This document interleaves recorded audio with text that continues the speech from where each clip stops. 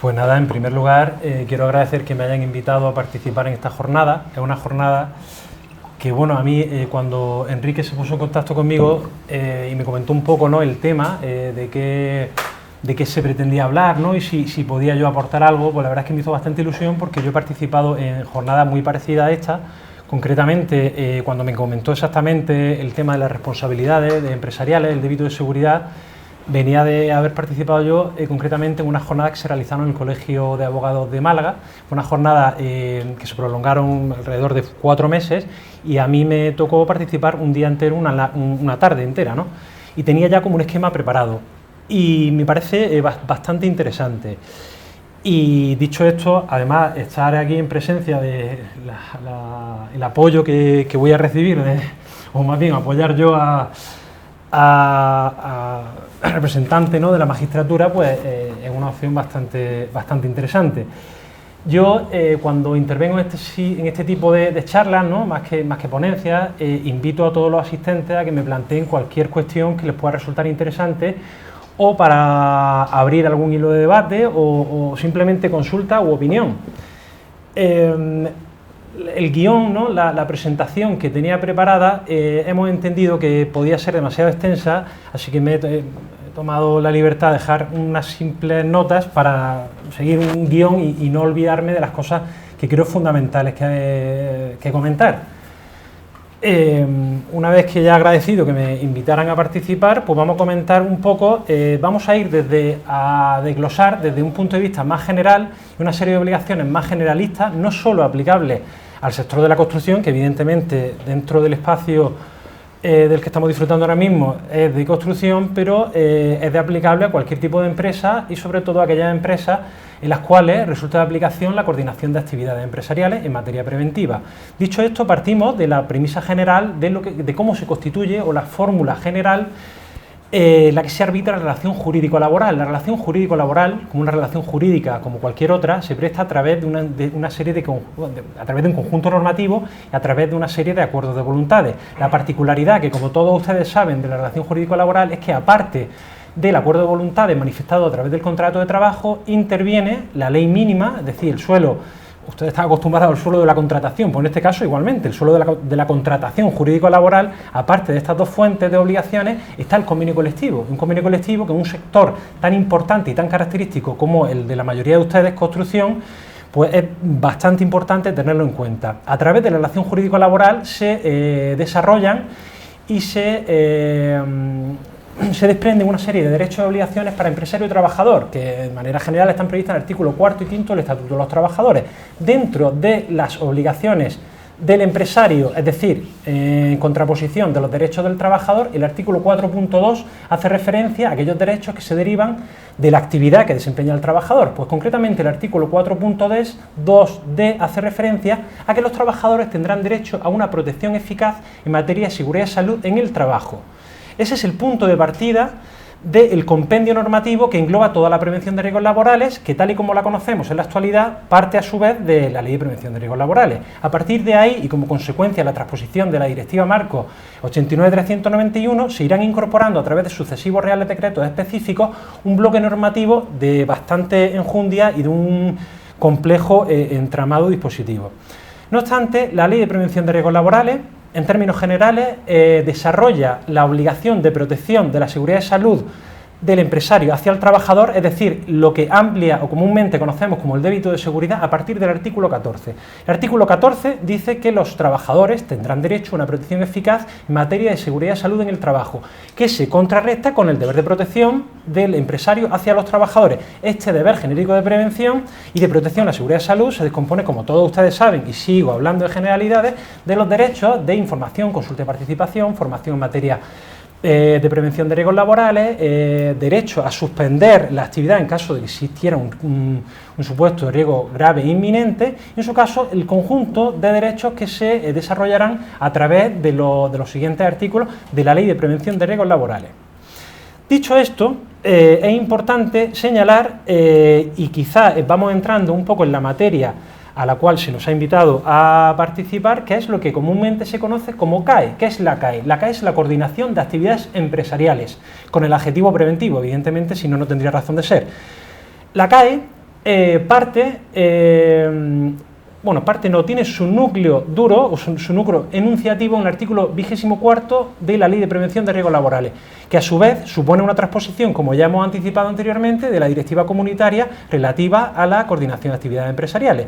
Pues bien, el artículo 24 señala que cuando en un mismo centro de trabajo concurren actividades de 2 o más empresas, estas empresas están obligadas en primer lugar a cooperar. ¿Para qué van a cooperar? Para la aplicación efectiva de la normativa de prevención de riesgos laborales. Este deber de cooperación implicará a su vez deberes de información y deberes de instrucción a distintos sujetos que participan en esta concurrencia de actividades, que, como señala el propio artículo 24, será el empresario titular del centro de trabajo, empresario principal y, en su caso, distintas empresas contratadas o subcontratadas por el empresario principal.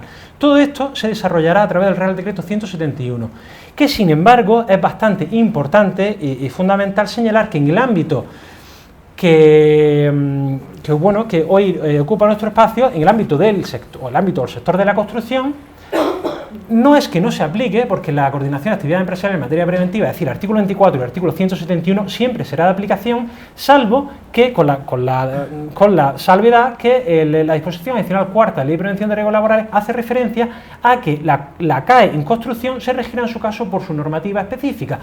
¿Cuál consideramos nosotros la normativa específica? Desde el punto de vista preventivo, que no normativa de industria, la constituida sobre todo por el Real Decreto 1627/1997. Es decir, esta es la normativa técnica en materia preventiva que regulará el trabajo en el sector de la construcción, y dentro del sector de la construcción, evidentemente, es casi insalvable que no haya supuestos de coordinación de actividades empresariales. ¿Qué es lo que pasa? Que en el amplio abanico del sector de la construcción, el entramado es especialmente complejo. ¿Por qué? Bajo mi punto de vista, y a través de lo que son supuestos prácticos, nos encontramos no solo ya en la visita a campo en las obras de construcción, sino en la recopilación de la documentación, ya sea consecuencia de una actuación inspectora, bien sea por campaña o en su caso como consecuencia de una investigación de un accidente de trabajo, es que interfieren distintos sujetos y no todos los sujetos tienen competencias o tienen funciones atribuidas específicas en materia de prevención de riesgos laborales. Por lo tanto, es bueno identificar, ¿no?, a quién se encuentra uno en las obras de construcción y a quién se encuentra uno en los documentos que hablan de las obras de construcción. Por lo tanto, yo creo conveniente, ¿no?, hablar un poco, o por lo menos matizar, que la normativa de industria, normativa técnica, que se escapa de la normativa preventiva, pues hacemos referencia, como todos ustedes saben, normativa, pues el Código Técnico de la Edificación, normativa básica de la edificación, la Ley Ordenadora de la Edificación, donde a su vez se hace referencia a distintos sujetos intervenientes. Es decir, no es que el jefe de obra no sea una figura con facultades preventivas, no, es una figura que está regulada por la Ley Ordenadora de la Edificación, como un sujeto que está obligado a ser designado por el propio constructor, porque recordemos que en la Ley Ordenadora de la Edificación se está hablando tanto del promotor, sujeto que coincide con lo previsto en el Real Decreto 1627/97, pero también se habla del proyectista en términos parecidos a la figura que podría asemejarse al del Real Decreto, pero además habla del constructor y habla del director de obra y director de ejecución de obra, que sin embargo en el Real Decreto de disposiciones mínimas de seguridad y salud aplicables a la obra de construcción está hablando del promotor, está hablando del contratista, está hablando de los sucesivos subcontratistas y está hablando de figuras que son cargos de responsabilidad dentro, o sea, sus cargos de estas figuras. Es decir, dentro o en una cadena de subcontratación en la obra de construcción existirá desde el promotor, como es el titular del centro de trabajo, es decir, el titular que coincide con el titular del centro de trabajo a que hace referencia el artículo 24.2 de la Ley de Prevención de Riesgos Laborales, es decir, aquel sujeto, aquella empresa que tenga la facultad de gestionar o poner a disposición la obra, es decir, la titularidad de la obra. Y después nos encontramos con el contratista, ya que el promotor podrá concertar cuantos contratos quiera con cuantos contratistas para la ejecución de todas o alguna de las partes de la obra de construcción. Esto es fundamental porque una de las características principales... A ver, el sector de la construcción, a la mayoría de ustedes que no les voy a contar ninguna novedad, ¿no? Pero sí es cierto que ¿por qué la siniestralidad laboral en el sector de la construcción es tan alta? No entramos a valorar, es verdad que hablando antes en Petit Comité aquí, pues se comentaba que a lo mejor no eran 17 trabajadores mortales la provincia ganada, según qué datos, según qué fuente, no vamos a entrar a valorar si han sido más o menos. Lo que sí es un hecho completamente objetivo es que el sector de la construcción tiene el doble, el triple de porcentaje de siniestralidad que la mayoría de los sectores, según a cuál comparemos, pero es verdad que en la construcción este porcentaje es bastante alto. ¿Por qué? Porque estamos hablando de una excesiva descentralización y externalización productiva. Es decir, en la ejecución de una obra de construcción, como ya hemos dicho antes, interviene el promotor, evidentemente, a través de su compendio de obligaciones, particularmente a través del estudio de seguridad y salud, y en su caso a través de la designación de los coordinadores de seguridad y salud, tanto durante la fase del proyecto como la fase de ejecución, pero sobre todo numerosos contratistas y numerosos subcontratistas. Entonces, a poner freno a esta excesiva descentralización o externalización, viene el legislador a través de la ley 32/2006 acotando esta excesiva cadena de subcontratación, estableciendo los límites que, como todos sabemos, están previstos en el tercer subcontratista, salvo que la subcontratación se refiera única y exclusivamente a la cesión de mano de obra. ¿Por qué? Porque se está perdiendo el control inmediato del cumplimiento de la normativa de prevención de riesgos laborales y, en su caso, porque entraríamos peligrosamente en la posibilidad de incurrir en la cesión ilegal de mano de obra que, como todos nosotros sabemos, está prevista y prohibida por el artículo 43 del Estatuto de los Trabajadores, salvo la ETT, que en este caso en el sector de construcción tampoco vamos a entrar a insistir, ¿no? Bueno, volviendo un poco a la coordinación de actividades empresariales al margen del sector de la construcción, he iniciado un poco este discurso en materia CAE, construcción y no construcción, en el sentido de que no podemos olvidar que, al margen de que las obligaciones específicas para el sector de construcción estén previstas por su normativa específica, el Real Decreto 171 y el artículo 24 seguirán siendo de aplicación y sumamente trascendente de aplicación en aquellos casos en los que las actividades de construcción concurran con las actividades propias de la empresa donde se estén realizando aquellos trabajos. Esto es un supuesto que en principio pudiéramos decir, bueno, pero esto al fin y al cabo, cuando se hace la ejecución de una obra de construcción, no hay actividad concurrente, al margen de toda la actividad de construcción. Eso no es así, y además, de hecho, yo creo que por mi experiencia, la mayoría de los accidentes de trabajo que me ha tocado investigar de guardia, es decir, aquellos que son muy graves o mortales, desgraciadamente, la gran mayoría de ellos o son actividades de construcción en las cuales se concurre la actividad de construcción con una actividad propia de la empresa, una empresa que a lo mejor, o en muchos casos, conlleva una ejecución con riesgos especialmente graves, riesgo eléctrico, riesgo de atmósfera explosiva, riesgo de agentes químicos, agentes biológicos, etcétera. Se concurre este tipo de actividades propias de la empresa con actividades de construcción. Y esto cuando se da, sobre todo, los supuestos de reformas, de rehabilitaciones, de desmantelamiento, supuestos que la propia empresa no considera de entidad suficiente como para paralizar la actividad productiva y dejar en manos de la empresa de construcción o las sucesivas empresas de construcción la ejecución de la totalidad de la obra contratada. Dicho esto, aquí debo insistir en que es de obligado cumplimiento establecer la coordinación a través de empresas, contratistas, subcontratistas, etcétera, a través del Real Decreto 1627 y, en su caso, no perder de vista la aplicación del Real Decreto 171/2004. Volviendo un poco a este Real Decreto 171/2004, el supuesto que señalamos, es decir, cuando un mismo centro de trabajo haya actividad de trabajadores que presten sus servicios para distintas empresas. Esto es un supuesto que, como venimos señalando, en construcción está a la orden del día, pero se da o concurre en muchos más sitios de lo que nosotros esperamos. O sea, si nosotros, actualmente la sociedad, el núcleo, el tejido empresarial, por excelencia, una de las características principales es la excesiva descentralización y externalización. Si nada más que en la prevención de riesgos laborales, la forma de integrar, la modalidad preventiva más común para integrar la política de prevención de riesgos laborales en la empresa es a través del concierto con el servicio de prevención ajeno. Es decir, ya esta política preventiva se externaliza. Con eso, ¿qué es lo que quiero decir? Que el supuesto de que en un mismo centro de trabajo haya trabajadores de distintas empresas es más común de lo que puede parecer, ya sea en sectores tan vivos aquí en Andalucía y en general en España, sectores como son la hostelería, la organización de espectáculos públicos, eventos, festivales de música, ocio, estoy diciendo un poco lo que se me va ocurriendo, servicios hospitalarios, centros de logística.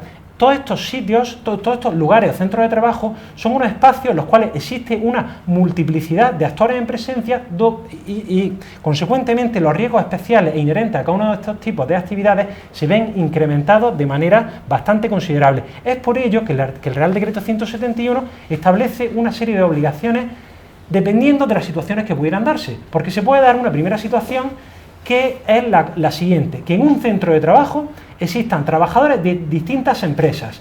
Ahí las obligaciones principales son el deber de cooperar, que se traducirá en el deber de suministrar y recibir información sobre los riesgos inherentes a cada una de las actividades y, en su caso, facilitar dichas informaciones a los trabajadores que estén ejecutando trabajo en dicho centro de trabajo. Ese es el supuesto general, pero hay dos supuestos que igualmente son de bastante profusión. El primero de ellos es cuando existe en ese centro de trabajo un titular. Es decir, el titular es el que tenía la capacidad para gestionar y disponer del centro de trabajo. Cuando existe un empresario titular, aparte de todas estas obligaciones de las empresas concurrentes, existe una obligación particular del empresario titular que tiene la obligación de facilitar por escrito de manera suficiente y anticipadamente, antes del inicio de la actividad de las distintas empresas concurrentes, la información sobre los riesgos inherentes a su centro de trabajo y sobre la protección y prevención de los riesgos laborales, así como en su caso sobre las posibles medidas a adoptar en materia de primer auxilio. Con dichas informaciones, las distintas empresas concurrentes, ¿qué es lo que deben de hacer? Deberán articular su previa evaluación de riesgo y planificación de la actividad preventiva de acuerdo con la información que han recabado para poder establecer una adecuación de la evaluación de riesgo a la concurrencia de actividades empresariales. Dicho ello, y sin ánimo de entretenerme mucho más, al final es que uno podría estar aquí hablando, no sé ni cuánto, bueno, vamos viendo un poco, ¿no? He puesto un poco en guión, ¿no?, o en esquema, lo que son, con carácter introductorio, qué es lo que hablamos cuando nos referimos a coordinación de actividades empresariales, haciendo ese pequeño matiz de cuando estamos hablando de construcción y cuando no hablamos de construcción. Dicho ello, debemos de hacer referencia en materia de construcción a la ley reguladora de la subcontratación, ley 32/2006, 18 de octubre. Esta ley es fundamental porque a través de esta ley estaremos marcando un poco, por un lado, los límites a la cadena de subcontratación que ya anteriormente hemos hecho referencia, y en segundo caso porque se establecen una serie de obligaciones concretas para poder participar en todo este conglomerado que podemos denominar de manera genérica como construcción. Es bueno recordar que todos ustedes o la mayoría saben identificar que las obligaciones especiales o específicas de los distintos agentes que intervienen en esta cadena de subcontratación en el sector de la construcción están previstas en el artículo 4 de esta ley. El artículo 4 tiene dos tipos de obligaciones. Unas obligaciones que son, bajo mi punto de vista, unas obligaciones de sentido común, es decir, obliga a las empresas que quieran intervenir como agentes de construcción, pues obliga a disponer de una estructura organizativa propia. Evidentemente, igualmente, le obliga a asumir por escrito los deberes, las obligaciones y responsabilidades en la condición de empleador o empresario que como tal la ley le otorga, ¿no? Pero para mí fundamentalmente las principales obligaciones, o no principales, sino las obligaciones específicas que la ley reguladora de subcontratación atribuye a aquellos agentes que intervienen en la construcción son las del artículo 4.2. Este artículo 4.2 establece básicamente dos, a las cuales a mí me gusta insistir bastante porque, bueno, voy a seguir y ahora haré el inciso a la relación que quiero proponer. El artículo 4.2 señala que las empresas que intervengan en el sector de la construcción, en primer lugar, deben disponer de recursos humanos, tanto a nivel directivo como a nivel productivo, que gocen de la capacidad suficiente en materia de prevención de riesgos laborales.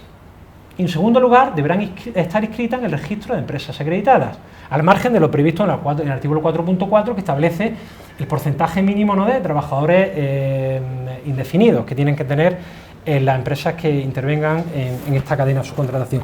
Digo el artículo 4.2 porque la vocación del legislador, y así es como se ha comentado en numerosos foros y debates específicos sobre la materia, al establecer este artículo 4.2 es intentar focalizar el carácter preventivo que ha de tener el contratista y subcontratista que intervenga en el sector de la construcción. Es decir, el ejemplo claro de la ejecución de una obra de construcción que está asignada o que la tiene encomendada una gran constructora como empresa contratista principal, lo normal es que esta empresa contratista principal recurra a la subcontratación, ya sea por trabajos específicos, parte de la contrata, bueno, ya la forma o la estructura organizativa que cada empresa pues tenga conveniente, ¿no? Pero el artículo 4.2 lo que hace es insistir en que, aunque la contratista principal recurra a la descentralización y a la subcontratación, ha de disponer en todo caso este personal humano, estos recursos humanos, con capacidad en materia de prevención de riesgos laborales, tanto directivos como productivos. Y es más, en distintas sentencias y en distintos foros internos, de manera más coloquial, se ha señalado de que estas personas capacitadas deben estar en la obra de construcción. Y a simple vista, si nosotros nos ponemos a pensar quiénes son estas personas, sobre todo hablando del personal productivo, que ha de estar en la obra de construcción o que se presupone que tiene que estar en la obra de una manera de vigilancia, ¿no? de control del cumplimiento normativo de prevención de riesgos laborales. Hay quienes lo asemejan o lo achacan un poco a la función que cumpliría el recurso preventivo. El recurso preventivo, a diferencia de lo que sucede con la CAE, que no es construcción, corresponde a una obligación propia de cada contratista. Pero claro, ¿qué es lo que sucede muchas veces? Que en obras de cierta entidad, los recursos preventivos no vale un recurso preventivo por una contratista, sobre todo cuando una contratista tiene que vigilar el cumplimiento de a lo mejor 4, 5 o 6 subcontratas al mismo tiempo. Es decir, tiene que haber personal con capacidad suficiente, siendo recurso preventivo, y evidentemente que si se están haciendo trabajos de demolición de tierra y paralelamente, por cualquier circunstancia, se están realizando trabajos que impliquen riesgo de caída de altura superior a 2 metros, tendrá que haber 2 recursos preventivos allá donde el riesgo especial está latente, y a eso nos debemos de dirigir directamente, tanto al anexo primero del Real Decreto que aprueba el Reglamento de los Servicios de Prevención, y en su caso el anexo primero del Real Decreto 1627, para considerar cuándo estamos ante una obligación que determinaría la culpa invigilando, en este caso de la empresa contratista. Bien, hablando ya o ciñéndonos quizás a lo que podemos denominar como sistema de responsabilidades, en la responsabilidad empresarial, aquí la magistratura tendrá bastante que decir, porque al fin y al cabo nosotros, desde el punto de vista de la inspección, nosotros tenemos conocimiento de la llevanza de la prevención de riesgos laborales de las empresas, bien a través de campañas inspectoras, y en el caso de la construcción, la mayoría de los casos, les adelanto, aparte que ustedes lo saben, como consecuencia de las comunicaciones de apertura. Es decir, uno no va a una obra de construcción, hombre, también va por denuncias, ¿no? Pero lo normal es que sea por una comunicación de apertura de la obra, dirigida a la autoridad laboral, y la autoridad laboral, a través de unos filtros que, bajo mi punto de vista, creo que son aleatorios, pues proporciona un listado de obras de construcción con una serie de centros de trabajo. Entonces nosotros vamos allí y la vigilamos, ¿no? Aparte por denuncia, y concretamente, y quizás donde desgraciadamente con más detenimiento entramos a valorar el cumplimiento normativo de prevención de riesgos laborales como consecuencia de la investigación de un accidente de trabajo. Bien, un accidente de trabajo, hablando antes de la siniestralidad laboral en el sector de la construcción, yo me acuerdo cuando estudiaba la oposición, me llamaba un poco la atención la introducción del tema de construcción, ¿no? Que decía que, yo no sé dónde sacaban estos datos, ¿no? Pero a mí se me quedó un poco marcado, ¿no? Decía que el trabajador de construcción, estamos hablando que yo estudié hace ya años, afortunadamente el índice de siniestralidad en el sector de la construcción anualmente yo creo que va bajando, y es una cosa que objetivamente pues algo se está haciendo bien. Evidentemente habrá que hacer cosas para mejorarlo, desde luego, pero yo creo que el índice de siniestralidad afortunadamente año tras año está bajando. Pues bien, cuando yo me estudiaba el tema decía que 1 de cada 4 trabajadores incluido en el sector de la construcción tenía una posibilidad de sufrir un accidente a lo largo de su vida, 1 de cada 4, es decir, un 25%. Dentro de ese 25%, alrededor igualmente de otro 25%, es decir, 1 de cada 8 tenía sufriría un accidente de carácter muy grave o mortal. Y uno, cuando de recién salido de la facultad empieza a estudiar y ve eso, dice, ostras. Claro, luego se pone uno a investigar, ¿no? Y le toca a uno estudiarse 5 o 6 temas más de construcción de memoria, y eso es bastante tedioso. Y luego uno, cuando está ejerciendo, esto ya en círculos más cercanos siempre lo digo, yo cuando empecé a trabajar, en las semanas de que uno está de guardia, tenemos un teléfono que nos pueden avisar 24 horas. Claro, cuando uno a lo mejor está el sábado, está con sus amigos y le llaman al teléfono, mira, hay un accidente mortal, tiene que irse usted, Yo concretamente estoy en Jaén, ¿no? Pues si me toque, yo qué sé, pues la Sierra de Segura y tal, pues tengo que ir a la Sierra de Segura. Y yo egoístamente decía, ostras, qué pereza, un sábado por la tarde tener que ir, que se ha caído un trabajador, y luego uno llega allí y el panorama es desolador, o sea, no sabemos, o sea, lo que nos encontramos cuando vamos a un... Cuando se actualiza una contingencia, es decir, los accidentes de trabajo están previstos, o sea, desgraciadamente nunca se van a eliminar, pero es verdad que en la construcción, y más que en la construcción, cuando se realizan trabajos de construcción que debieran hacerlo empresas especializadas y que desgraciadamente lo hacen muchos trabajadores de empresas dedicadas a otro tipo de cuestiones, pues se ve un panorama bastante, bueno, como bastante trágico, ¿no? Dicho esto, decimos que la investigación accidente de trabajo es cuando verdaderamente nosotros nos ponemos a investigar minuciosamente cómo ha acaecido un accidente de trabajo. Y en el supuesto de CAE, de Coordinación de Actividades Empresariales en materia preventiva, es sumamente importante, en primer lugar, identificar los actores en presencia y, en segundo lugar, delimitar las posibles responsabilidades de cada uno de los sujetos. ¿Qué es lo que pasa? Que cuando un empresario contrata o subcontrata con otro la realización de obras o servicios correspondientes a la propia actividad de aquellos, responderá solidariamente el cumplimiento de las obligaciones en materia preventiva. Esto está previsto no solo en el artículo 24.3 de la Ley de Prevención de Riesgos Laborales, sino igualmente hace referencia a ello el artículo 42.3 del texto refundido de las infracciones y sanciones del orden social. Es decir, que si yo contrato la parte de la obra que a su vez el promotor me ha contratado a mí con un tercero, con una empresa subcontratada, yo tengo que vigilar el cumplimiento de la normativa de prevención de riesgos laborales por la persona, la empresa que yo estoy contratando, y así la cadena va hacia abajo, con los límites en construcción que nos marca el artículo 5 de la Ley Reguladora de la Subcontratación. Bien, dicho esto, podemos ya identificar como una previsible responsabilidad, ¿no?, entre las empresas que desarrollan actividades que desarrollan trabajos correspondientes a la propia actividad, es decir, las empresas contratistas, subcontratistas para abajo, y luego debemos distinguir si se trata de un promotor de construcción o si se tratase en su caso de un titular de un centro de trabajo. En términos generales y tradicionalmente, no solo para el recargo de prestaciones, que a continuación hablaré, sino para determinar la responsabilidad sancionadora, tradicionalmente la doctrina ha venido... en esto luego se podrá debatir más, y además entiendo que Jesús hará referencia a ello también, ¿no? El sistema de responsabilidad culposa o culpable que anteriormente se venía exigiendo para determinar la responsabilidad a un sistema de responsabilidad casi objetiva. Ello, en términos, para decirlo bastante rápido y que sea ilustrativo, que si hay un accidente de trabajo, un sistema de responsabilidad y una doctrina que yo particularmente no estoy muy de acuerdo, ¿no? Pero es verdad que cada vez se habla más, desgraciadamente, que si hay un accidente de trabajo ha habido un incumplimiento empresarial. Yo particularmente no estoy de nada de acuerdo con ello, ¿no? Porque hay que valorar todos los supuestos de hecho y entran en juego un número bastante importante de situaciones. Cada caso es un mundo, cada accidente de trabajo no tiene nada que ver con el que hemos visto anteriormente.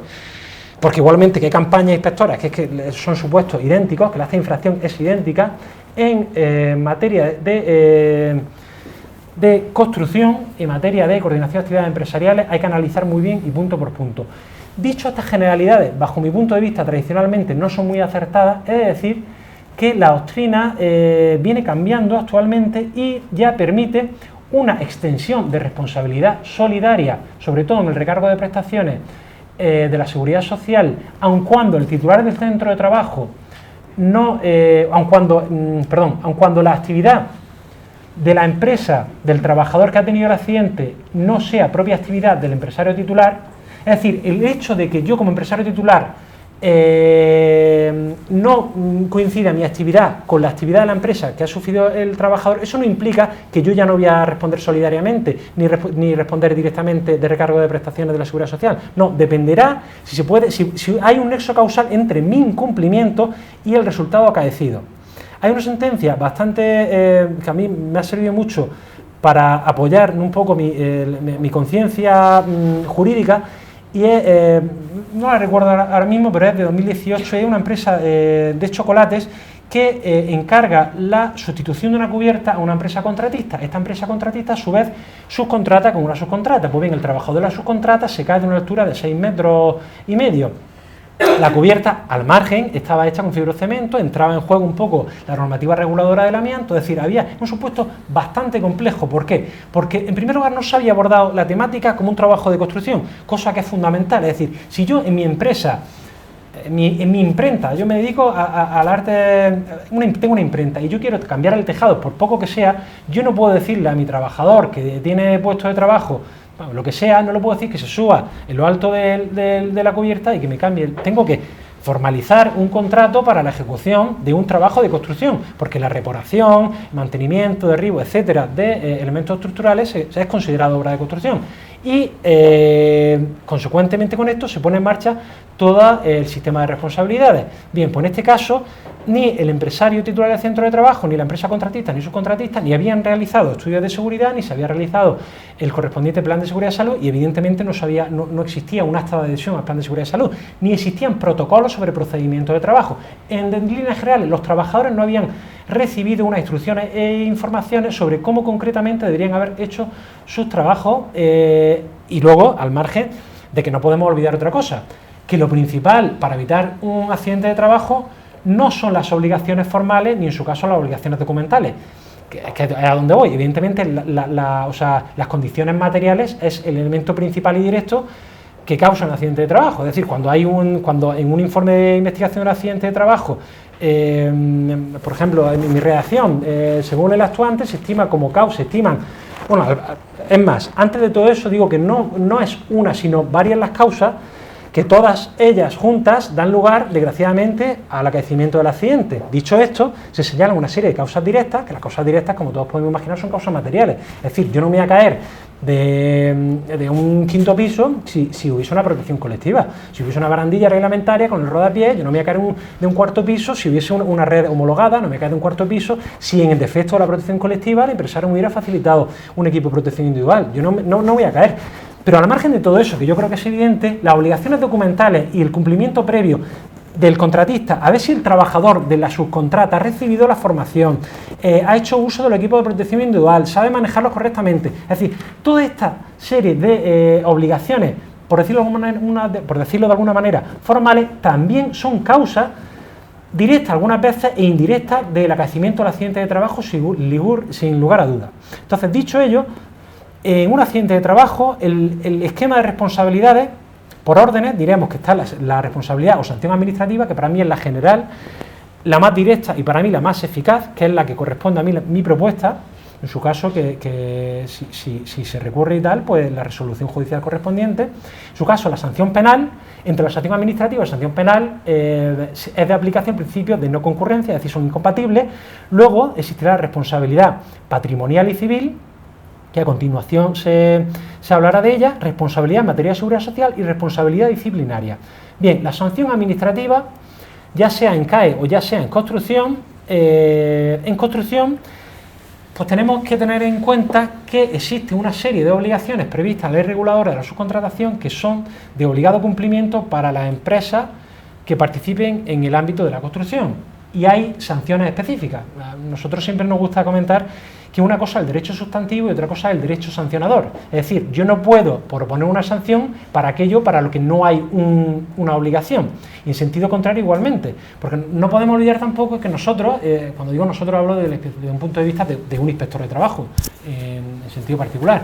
Yo no puedo requerir aquello cuyo incumplimiento no pueda sancionar, porque eso sería un ejercicio de mera retórica intelectual. Yo no le puedo decir a una empresa, yo creo que usted lo debería hacer así, y me va a decir la empresa, pero yo creo que no. Entonces, si no lo hace, si yo no tengo el precepto, en primer lugar, que pueda acreditar que lo está incumpliendo, y en segundo lugar, precepto que tipifique la sanción. Y con esto vuelvo a ligar lo previsto en el artículo 4.2 de la Ley Reguladora de la Subcontratación. Dice, disponer de medios de recursos humanos, tanto directivos como productivos, con capacidad en materia de prevención de riesgos laborales. Existe la obligación sustantiva, pero no hay un precepto en la LISO. Yo he tenido discusiones con algunos compañeros que indique que el hecho de yo tener un contrato con el promotor para hacer una obra de construcción y no aparecer por la obra de la construcción, salvo a través del recurso preventivo en los casos que sea necesario, si yo, mi personal con capacidad en materia de prevención de riesgos laborales no lo pongo en la obra de construcción, responderé por muchas cosas, pero por incumplimiento del artículo 4.2, bajo mi opinión, no. Dicho ello, para mí la mayor, La consecuencia de que el legislador no lo prevea como infracción en la LISO es la siguiente: como yo previamente tengo la responsabilidad de vigilar el cumplimiento de la normativa de prevención por parte de mis subcontratas, el hecho de no estar allí con la persona que yo sé que sabe de prevención de riesgos laborales me hace estar expuesto. Es decir, yo tengo bajo mi responsabilidad un número ingente de subcontratas con sus correspondientes trabajadores y no tengo la decencia ni las luces de tener al personal formado y correspondiente a la propia obra de construcción. Entonces yo creo que esa derivación de responsabilidad es la mayor sanción que podemos reconocer en la empresa contratista o subcontratista, que a su vez se convierte en contratista. Dentro del recargo de prestaciones de la Seguridad Social, bajo mi punto de vista, es la sanción o la consecuencia del incumplimiento más gravosa para la empresa. El recargo de prestaciones, tampoco quiero darle muchos rodeos, es una institución que todavía a día de hoy se debate la naturaleza jurídica del recargo. Hay doctrina que entiende que es una naturaleza eminentemente resarcitoria, indemnizatoria por parte del trabajador. Hay otra doctrina, yo particularmente defiendo que es la naturaleza punitiva, que no quiere decir que me guste que sea punitiva, ¿no? Digo que tal y como está configurado el entramado jurídico, la entiendo así. ¿Por qué? En primer lugar, porque no es reasegurable. Y esto deviene a su vez de la de la prohibición de la monetarización de la salud. Es decir, el hecho de que a mí me permitiera como empresa reasegurar un posible recargo de prestaciones me haría, podríamos decir, que de manera indirecta evadir un poco mis responsabilidades y mi preocupación respecto a la aplicación efectiva de la normativa de prevención de riesgos laborales. No obstante, dicho ello, decimos que el recargo de prestaciones de seguridad social, que como todos sabemos supone el incremento de prestaciones que traigan su causa en un accidente de trabajo, enfermedad profesional, que directamente esté relacionado, nexo causal, incumplimiento con el resultado acaecido, pues puede, a propuesta de la Inspección de Trabajo y Seguridad Social, suponer un incremento que va desde el 30% al 50%. También es importante decir que el procedimiento administrativo que se sigue para resolver un recargo no es una propuesta. De hecho, la propuesta no será comunicada inmediatamente al sujeto responsable, sino la propuesta tiene un largo camino. Es decir, la propuesta de recargo de prestaciones llega al equipo de valoración de incapacidades y en el equipo de valoración de incapacidades se podrá reafirmar, se podrá revocar o en su caso se podrá modificar. Pues no es lo mismo establecer una propuesta de un recargo de prestaciones de un 30% a proponerla en un 50%. Igualmente, el hecho de proponer un mayor o menor recargo, hay dos corrientes: los que entienden que la oscilación del porcentaje debería ir en consonancia con la naturaleza de la infracción, y aquellos que entienden que debería de establecerse en función de la gravedad del daño causado. Yo particularmente, y creo que así la doctrina es como está dirigiéndose, se determinaría por la naturaleza del incumplimiento, es decir, por la gravedad de la falta. El recargo de prestaciones es un recargo que ya lo estamos viendo y de hace muchos años, que es solidario. Es decir, el caso de la chocolatería, recargo de prestaciones tanto para la empresa empleadora del trabajador como subcontratista, recargo para la empresa contratista y recargo para la empresa titular del centro de trabajo como promotor. ¿Por qué? Porque, en primer lugar, no había ni comunicado la existencia del amianto, no había realizado estudios de seguridad de salud, no había designado coordinador de seguridad de salud durante la ejecución del proyecto ni durante la ejecución de la obra. Es decir, había un compendio de incumplimientos que, sin lugar a dudas, se pudo demostrar que era un nexo directo con el acaecimiento del resultado lesivo para el trabajador. Por lo tanto, se decretó en este caso la responsabilidad solidaria a la empresa titular del centro de trabajo. Otra de las consecuencias que no siempre uno tiene en mente, y para mí es fundamental y en términos económicos no podemos pasarla por alto, es la imposibilidad, y ahora estoy hablando de empresas que licitan o que participan en el contrato público. La ley del sector de contratos con la administración pública, la ley de 2017, creo que es la última, en su artículo 71 establece que no se le está permitido a las empresas entrar a contratar con las administraciones públicas el caso de que hayan sido sancionados a través de resolución firme, el caso de incumplimiento, a través de una serie de incumplimientos de otro tipo de normativas, pero lo que a nosotros nos concierne en materia de prevención de riesgos laborales, por infracciones muy graves en materia de prevención de riesgos laborales, así como en su caso la infracción del artículo 22.2, que es en materia de seguridad social, y que, como sabemos ya también desde hace muchos años, en el sector de la construcción, en cualquier otro tipo de coordinación de actividades empresariales en materia preventiva, los empresarios que contraten o subcontraten con otros realización de obras o servicios correspondientes a su propia actividad deberán comprobar el alta de los trabajadores que las empresas subcontratan y que van a realizar trabajo en el propio centro de trabajo. Es un deber fundamental, pero que todavía nos seguimos encontrando faltas de alta, desgraciadamente, e incluso en el sector de la construcción, y que la empresa contratista no ha controlado una obligación tan básica como esa. Pues no sé cómo voy de tiempo. En principio yo puedo estar aquí hablando de... es que pillo un poco el ritmo y no paro. Yo, si quieres, tenemos un pequeño debate. Sí. Con cosas que perfecto. Y se puede presentar cualquier otro tipo de duda. Yo, en primer lugar, decirte que nos deja el cuerpo pues, de fiesta, ¿no? Ya como si fuera viernes. He apuntado aquí responsabilidades administrativas, patrimoniales, civiles, seguridad social, disciplinarias, penal y por supuesto, el recado de prestación. Maravilloso. Es verdad que mejor es saberlo que no saberlo. Y dicho lo cual, también quiero un poco, he pedido la documentación, ¿vale? Del último, la verdad que la prensa tiene que vender periódico todos los días, ¿no? Pero dice, semana cerró 2023, con 16 muertos por accidente laboral, la cifra más alta de toda Andalucía. Obviamente esto se publica así y ponen una foto de una obra. Cuando uno lee la noticia, dice, la construcción baja y no es tal. Ha habido 2 muertos en ganadería, no sé cuántos en tal. Evidentemente, es una tragedia cualquier siniestro, con un deceso. Y en el sector de la construcción estamos acostumbrados a que nos carguen con actividades que son de la construcción o no tanto.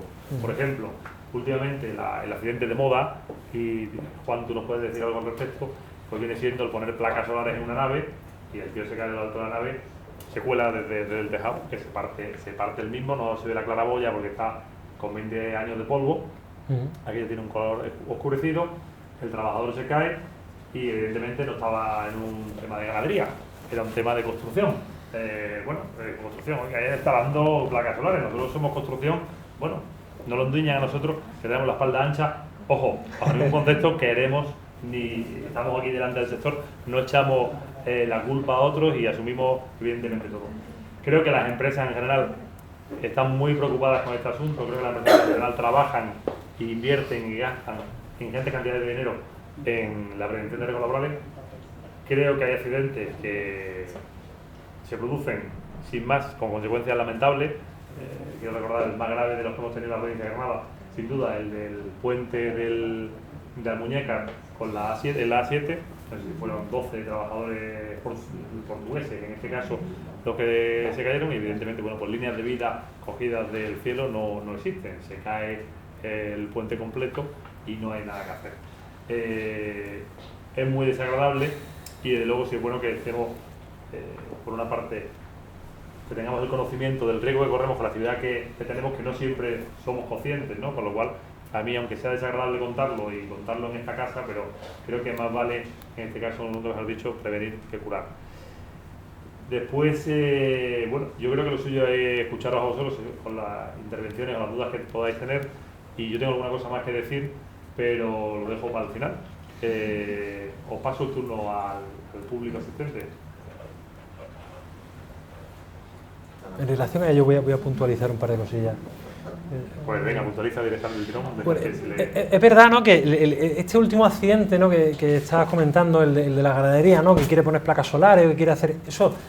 Yo, desde que estoy trabajando, hace 10 años, 8 o 9, he visto 8 mortales, no han llegado a 10.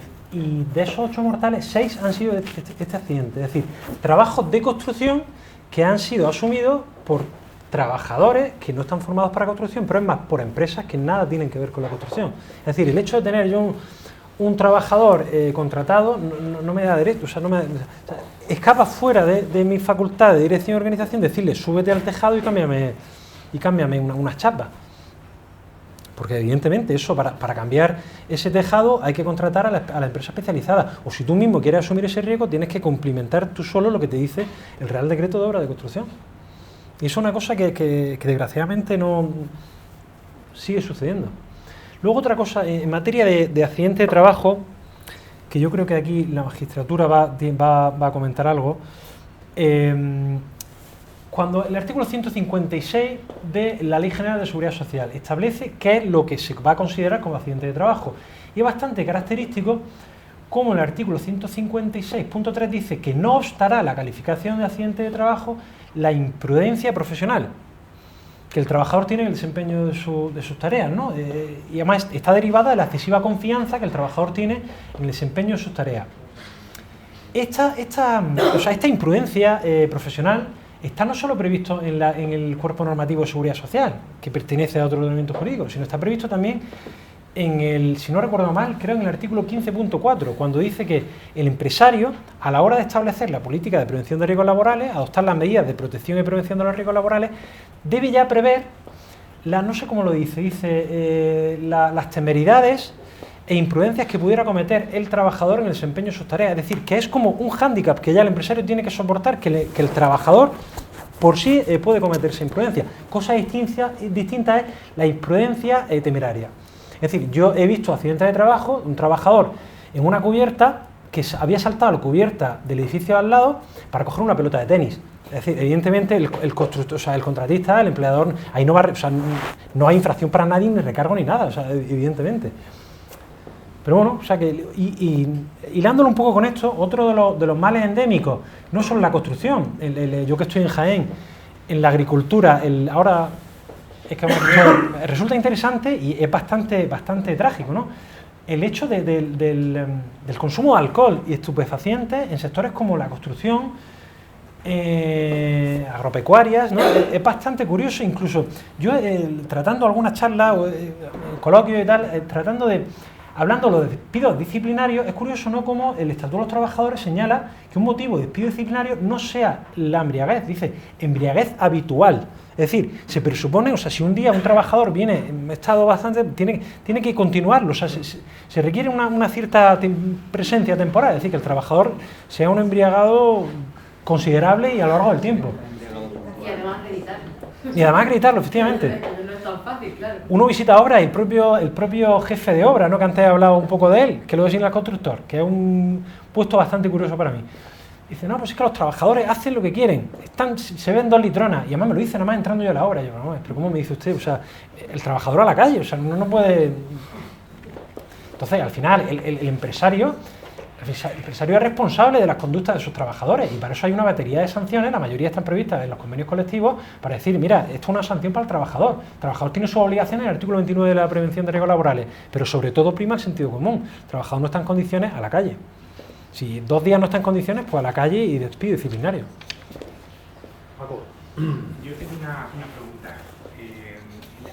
Siempre, todo lo que estás comentando a mí me ha dado siempre mucho miedo, porque el poquito que puede conseguir una empresa durante varios años de trabajo, si hace las cosas muy bien, puede llegar a conseguir un patrimonio que con un día de un accidente se te va al traste, seguramente porque tú no quieras. ¿Qué puede hacer un contratista como somos nosotros para que esto, para que no ocurra? Es decir, si yo tengo ahora mismo 9 centros de trabajo abiertos en toda Andalucía con obras relativamente importantes, yo no puedo estar en las 9, pero soy responsable de las 9.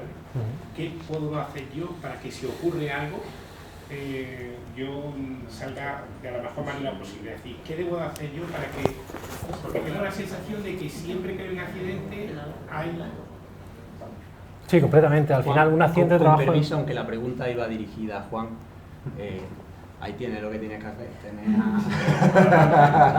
Tener a Dante, tener controlados todos tus centros a través de una herramienta digital que a ti como contratista te permite saber el estado de todos ellos en materia de coordinación de actividades empresariales, en materia de prevención de riesgos laborales, te permite saber, mediante el control de acceso, que puedes utilizarlo, si entra alguien o no ha entrado, como decisión tuya en base a los incumplimientos que tiene y sabiendo las responsabilidades que te va a generar.